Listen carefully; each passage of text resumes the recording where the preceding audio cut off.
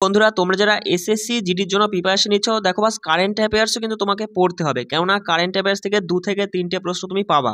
ঠিক আছে, বা সেই জন্য দেখো কারেন্ট অ্যাফেয়ার্সের জন্য বেশি নয়, তুমি 500টা প্রশ্ন ভালো করে পড়ে যাবা। ঠিক আছে, তার মধ্যে আমি 250টা প্রশ্ন রেখেছি, বাছাই করা 250টা প্রশ্ন রেখেছি। আর 2024-এ টিসিএস যে এক্সামগুলো নিয়েছে, রেলওয়ের যে বিভিন্ন এক্সাম নিল, সেখানে আসা বাছাই করা 250টা প্রশ্ন আমি তুলেছি, সেই প্রশ্নগুলো কিন্তু আমি করাচ্ছি, সেগুলো কিন্তু করে যাবা। আজকে আমরা 5 নাম্বার ডের ক্লাস, এখানে আজকে 25টা প্রশ্ন আমি রেখেছি। আর আজকের প্রশ্নগুলো রেখেছি এই টিসিএস, দেখে নাও যে টিসিএস এবারে কেমন ধরনের কারেন্ট অ্যাফেয়ার্সের প্রশ্ন জিজ্ঞাসা করছে, সেইগুলোই কিন্তু আমি রেখেছি। চলো প্রথম প্রশ্ন দেখো কি বলছে। বলছে কেন্দ্রীয় বাজেট 2024-এ অর্থমন্ত্রী কৃষিতে উৎপাদনশীলতা বাড়ানোর জন্য কোন উদ্যোগের ঘোষণা করেছিলেন?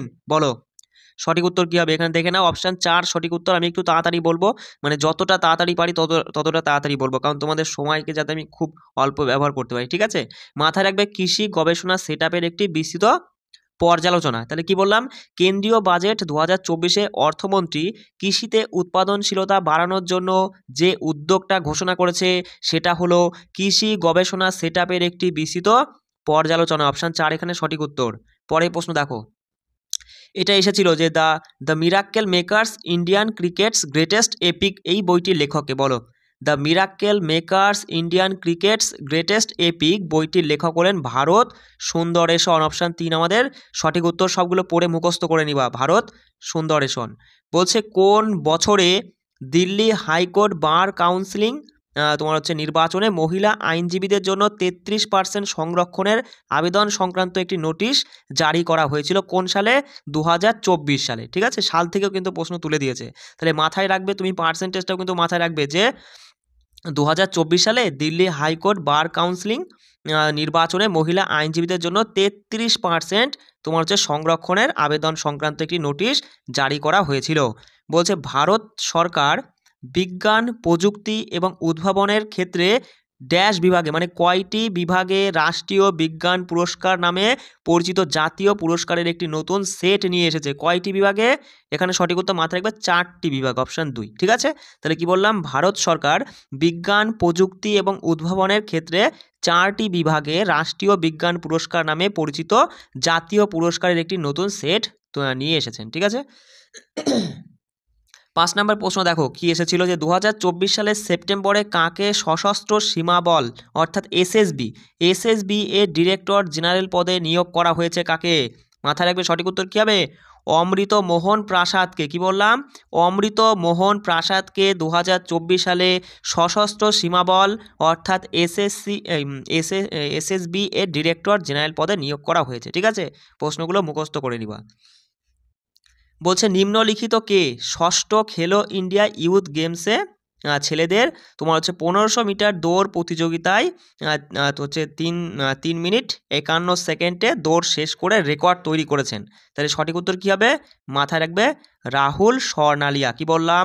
রাহুল স্বর্ণালিয়া ষষ্ঠ খেলো ইন্ডিয়া ইউথ গেমসে ছেলেদের 1500 মিটার দৌড় প্রতিযোগিতায় 3 মিনিট 51 সেকেন্ডে দৌড় শেষ করে রেকর্ড তৈরি করেছেন রাহুল স্বর্ণালিয়া। অপশান 4 এখানে সঠিক উত্তর। পরের প্রশ্ন বলছে দেখো, বলছে 2024 সালে কান ফিল্ম ফেস্টিভ্যালে প্রদর্শিত সিস্টার মিডনাইট মুভিতে কোন ভারতীয় ব্যক্তিত্ব মহিলা নায়কের ভূমিকায় অভিনয় করেছিলেন? সঠিক উত্তর কী হবে? রাধিকা আপ্তে। অপশান 3 এখানে সঠিক উত্তর। মাথায় রাখবে 2024 সালে কান ফিল্ম ফেস্টিভ্যাল থেকে কিন্তু পরীক্ষায় প্রশ্ন আসবে। ঠিক আছে, কান ফিল্ম ফেস্টিভ্যালে প্রদর্শিত সিস্টার মিডনাইট মুভিতে তোমার এই রাধিকা আপ্তে মহিলা নায়কের অভিনয় আর কি ভূমিকায় অভিনয় করেছিলেন। ঠিক আছে, পরের প্রশ্ন বলছে দেখো, বলছে কোন প্রাকৃতিক দুর্যোগ 2024 সালের ভারতের উত্তর পূর্ব রাজ্যগুলিতে ঝড় প্রবল বন্যা এবং ভূমিধসের সৃষ্টি করেছিল? সেটা কোন ঘূর্ণিঝড়ের কথা বলা হচ্ছে এখানে? ঘূর্ণিঝড় রেমাল। অপশান 1 এখানে সঠিক উত্তর। মাথায় রাখবে ঘূর্ণিঝড় রেমাল 2024 সালে উত্তর পূর্ব রাজ্যগুলিতে ঝড় প্রবল বন্যা এবং ভূমিধসের সৃষ্টি করেছিল। বলছে 2024 সালে মে মাসে ডিআরডিও হচ্ছে আইআইটি ভুবনেশ্বরকে ড্যাশটি প্রতিরক্ষা প্রযুক্তি প্রকল্পের দায়িত্ব দিয়েছিল? কয়টি? বলো সঠিক উত্তর 9টি। মাথায় রাখবে। কি বললাম? 2024 সালের মে মাসে ডিআরডিও আইআইটি ভুবনেশ্বরকে 9টি প্রতিরক্ষা প্রযুক্তি প্রকল্পের দায়িত্ব দিয়েছিল।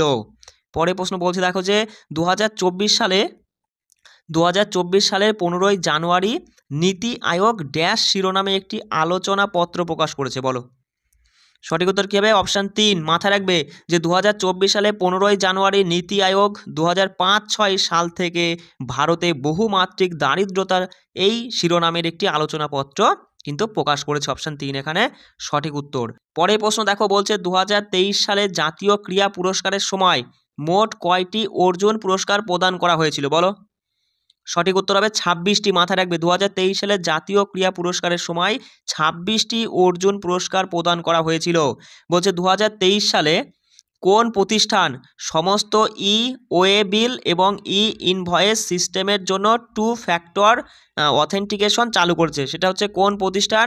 সিবিআইসি। মাথায় রাখবে সিবিআইসি। সিবিআইসির পুরো কথাটি কি আমাকে জানাও তো দেখি কমেন্ট করে, ঠিক আছে। পরের প্রশ্ন বলো, 2023 সালে আনুষ্ঠানিকভাবে, মনে করো না দেখো বস তোমাদের 25-এর শুরুতে মানে ফেব্রুয়ারিতে পরীক্ষা হচ্ছে বলে মনে করো না যে শুধু 24-এর কারেন্ট অ্যাফেয়ার্স আসবে, 23-এরও কিন্তু কারেন্ট অ্যাফেয়ার্স গুরুত্বপূর্ণ, মাথায় রাখবে, ঠিক আছে। 23-এর কিছু কারেন্ট অ্যাফেয়ার্স তোমাকে পড়তেই হবে, ঠিক আছে। চলো পরের প্রশ্ন দেখো, বলছে 2023 সালে আনুষ্ঠানিকভাবে ভারতীয় বিমান বাহিনীতে প্রথম ড্যাশ পরিবহন বিমান চালু করা হয়, বলো। মাথায় রাখবে এখানে অপশান 4 সঠিক উত্তর C-295 MW পরিবহন বিমান চালু করা হয়। অপশান 4 এখানে সঠিক উত্তর। বলছে কোন ভারতীয় শহরে 2023 সালে সর্বোচ্চ PM 2.5 স্তর রেকর্ড করা হয়েছে, যার ফলে এটি বিশ্বব্যাপী সবচেয়ে দূষিত মহানগর এলাকা হয়ে উঠেছে, বলো। বিশ্বব্যাপী সবচেয়ে দূষিত মহানগর হয়ে উঠেছে বেগুসরাই। অপশান 1 আমাদের সঠিক উত্তর, বেগুসরাই হয়ে যাচ্ছে সঠিক উত্তর, মাথায় রাখবে। পরের প্রশ্ন দেখো, বলছে যে 1989 সালে ভারতের সুপ্রিম কোর্টের প্রথম মহিলা বিচারক হিসাবে নিযুক্ত হন বিচারপতি এম ফাতেমা বিবি। তিনি কত তারিখে 96 বছর বয়সে মারা যান, ঠিক আছে, বলো। বলো কত তারিখে? মাথায় রাখবে 23শে নভেম্বর 2023 সালে মারা যান। কি বললাম? 23শে নভেম্বর 2023। এই ডেটগুলো কিন্তু গুরুত্বপূর্ণ, এগুলো একটু পড়ে নিবা, ঠিক আছে। পরের প্রশ্ন বলো, 2024 সালের আগস্ট অনুযায়ী নিম্নলিখিত কে ভারতের সর্বকনিষ্ঠ অলিম্পিক পদকজয়ী, বলো। বলো 2024 সালের আগস্ট অনুযায়ী নিম্নলিখিত কে ভারতের সর্বকনিষ্ঠ অলিম্পিক পদকজয়ী? দেখো অলিম্পিক রিলেটেড একদম আমি একটা ক্লাস এনে দেবো, সেটা ভালো করে পড়ে নিবা, কারণ অলিম্পিক থেকে কিন্তু এবার প্রশ্ন আসবে, ঠিক আছে। এশিয়ান গেমস সেটা আমি তোমাদের ক্লাস দিয়ে দিয়েছি, এশিয়ান গেমস 2023-এ যেটা হয়েছিল সেটা দিয়ে দিয়েছি, সেটা পড়ে নিবা, কারণ এশিয়ান গেমস 4 বছর পর পর হয়। 22-এ হওয়ার কথা ছিল, সেটা 23-এ হয়েছে, আবার 27-এ মানে 26-এ গিয়ে হবে, বুঝতে পারছো। তাই এই এশিয়ান গেমসটাও কিন্তু গুরুত্বপূর্ণ, পড়ে নিবা। তাহলে এখানে সঠিক উত্তর কি হবে? আমান শেরাওয়াত। আমান শেরাওয়াত, যিনি ভারতের সর্বকনিষ্ঠ অলিম্পিক পদকজয়ী, ঠিক আছে। চলো পরের প্রশ্ন বলছে দেখো, যে 2024 সালে এনএসএস ও সাম্প্রতিক ভোক্তা ব্যয় সমীক্ষা অনুসারে ভারতের রিপোর্ট করা দারিদ্র্যের হার কত শতাংশ? অপশান 3 সঠিক উত্তর 5%-এর নিচে। কি বললাম? এনএসএস ও সাম্প্রতিক ভোক্তা ব্যয় সমীক্ষা অনুসারে ভারতের দারিদ্র্যের হার 5%-এর নিচে, মাথায় রাখবে। পরের প্রশ্ন বলছে 2024 সালের সেপ্টেম্বরে একটি ঘটনার জন্য সংবাদে আলোচিত জীবিত পুত্রিকা উৎসব মূলত নিম্নের কোন রাজ্যে পালিত হয়? তুমি জাস্ট মাথায় রাখবে এই জীবিত পুত্রিকা, কি বললাম? জীবিত পুত্রিকা উৎসব কোন রাজ্যে পালিত হয় বা পালিত হয়েছে 2024-এ? বিহারে। অপশান 1 আমাদের সঠিক উত্তর, বিহার, মাথায় রাখবে, ভালো প্রশ্ন। পরের প্রশ্নটা দেখো, বলছি কি যে ফেডারেশন অফ ইন্টারন্যাশনাল হকি পুরুষদের বিশ্বকাপ 2023-এ ড্যাশে পরিচালিত হয়েছিল, বলো। বলো ফেডারেশন অফ ইন্টারন্যাশনাল হকি পুরুষদের বিশ্বকাপ 2023 কোথায় হয়েছিল? উড়িষ্যার রাউরকেল্লা, মাথায় রাখবে, উড়িষ্যার রাউরকেল্লায় কিন্তু অনুষ্ঠিত হয়েছিল। পরের প্রশ্ন বলছে দেখো, যে নিম্নলিখিতদের মধ্যে কে দেখে নাও, যে দুবাইয়ে অনুষ্ঠিত জাতিসংঘের ওয়ার্ল্ড ক্লাইমেট অ্যাকশন সামিট মানে কোপ 28, মাথায় রাখবে, কোপ 28-এ অংশগ্রহণ করেছিলেন জগদীপ ধনখড়, নরেন্দ্র মোদী, নাকি তোমার দ্রৌপদী মুর্মু, না রামনাথ কোবিন্দ? কোন ব্যক্তি? সঠিক উত্তর নরেন্দ্র মোদী, মাথায় রাখবে। কোপ 28-এ অংশগ্রহণ করেছিল নরেন্দ্র মোদী। আর কোপ 28 2024-এ কোথায় হয়েছে? দুবাইয়ে অনুষ্ঠিত হয়েছিল, মাথায় রাখবে, এটাও গুরুত্বপূর্ণ। পরে প্রশ্ন বলছে দেখো, যে টেলিযোগাযোগ বিধি 2024-এর খসড়াটি কোন তারিখে জনসাধারণের পরামর্শের জন্য প্রকাশিত হয়েছিল? কোন তারিখে, এই তারিখ রিলেটেড প্রশ্নও কিন্তু দিচ্ছে, এইগুলো কিন্তু মাথায় রাখতে হবে, যেগুলো বিশেষ গুরুত্বপূর্ণ সেই রিলেটেড প্রশ্নগুলো কিন্তু মাথায় রাখতে হবে।